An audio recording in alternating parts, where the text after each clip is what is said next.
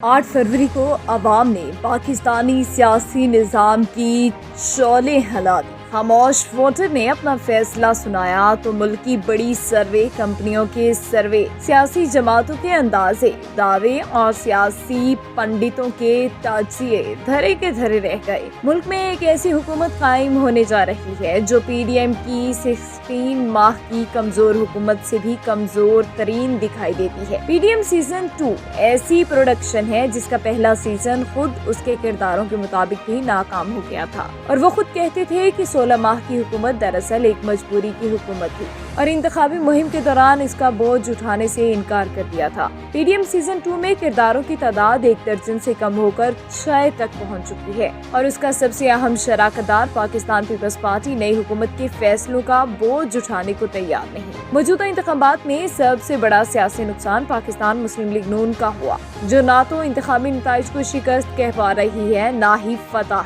उसे इक़्तिदार में आने के लिए अपना वो मॉडल तब्दील करना पड़ गया जो अवाम को बताकर इलेक्शन लड़ा। पंजाब में राना सनाउल्लाह, ख्वाजा साद रफीक, खुर्रम दस्तगीर समेत कई बड़े नाम शिकस्त से दो चार हुए और जीतने वाले बेशतर बड़े नामों के कामयाब नताइज अदालती फैसलों के रहमो करम पर हैं। मुस्लिम लीग नून ने पूरी इंतखाबी मुहिम पाकिस्तान को नवाज दो का नारा लगाकर की और मियां नवाज शरीफ को ही आइंदा वज़ीर-ए-आज़म का मजबूत तरीन उम्मीदवार करार दिया।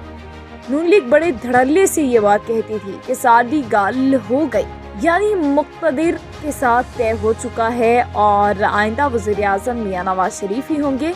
मियां नवाज शरीफ पोलिंग डे यानी 8 फरवरी को ये कहते दिखाई दिए कि मखलूत हुकूमत नहीं बल्कि सादा अक्सरियत की हुकूमत मिलनी चाहिए। पोलिंग डे को इंतहाई मायूसी के आलम में अपने घर लौटने वाले मियां नवाज शरीफ को 9 फरवरी को ऐसे हालात में खिताब करना पड़ा जब उन्हें और उनकी जमात को अच्छी तरह मालूम हो चुका था कि हकीकत में ना तो वो अक्सरियत में है ना ही कोई भी मजबूत हुकूमत कायम करने की सलाहियत रखता है। नवाज शरीफ और उनके करीबी साथी मुख्तदरा से शिकवा करते दिखाई देते हैं। यही वजह है कि उन्होंने वज़ारत उस्मा लेने से इनकार करते हुए खुद को मंजर-ए-आम से दूर कर लिया।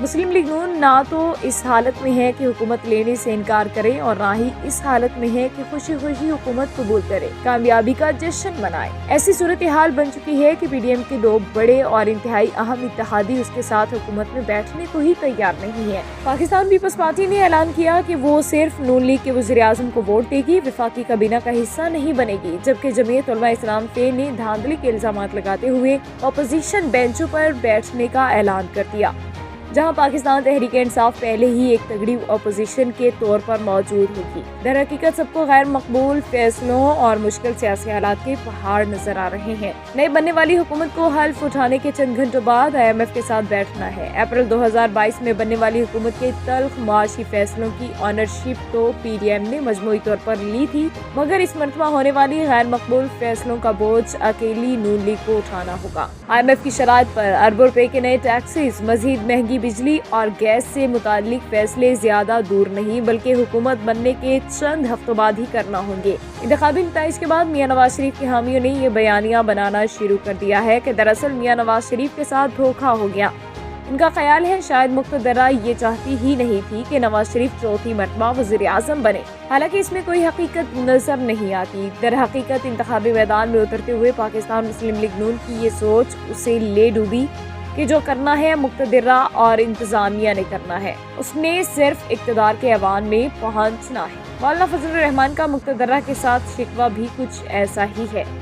दोनों जमातों ने अपना सियासी होमवर्क मुकम्मल नहीं किया था। सियासी मंजरनामा कदरे वाज़ेह होता दिखाई दे रहा है। ये तय हो चुका है कि पाकिस्तान तहरीक-ए-इंसाफ सबसे ज्यादा नंबर्स हासिल करने के बावजूद अपोजिशन में बैठेगी। शहबाज शरीफ मार्च के पहले हफ्ते में वज़ीर-ए-आज़म के ओहदे का हलफ लेंगे, मगर अब ये सवाल जुबान ज़दे आम है कि ये हुकूमत कब तक और कैसे चल पाएगी।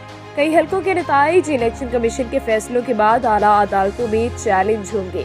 अगर तहरीक-ए-इंसाफ के आज़ाद उम्मीदवारों के फॉर्म 45 दुरुस्त निकले तो ये कई बड़े नामों को ऐवानों से बाहर करवा सकते हैं। आलमी मीडिया पाकिस्तान के इंतखाबात और उसके बाद पैदा होने वाली सूरत हाल हर मुसलसल जारहाना रिपोर्टिंग कर रहा है। अमरीका और बरतानिया समेत कई मगरबी ममालिक आए रोज ऐसे बयान दे रहे हैं जो तहरीक-ए-इंसाफ के मौक़िफ़ के हक में है।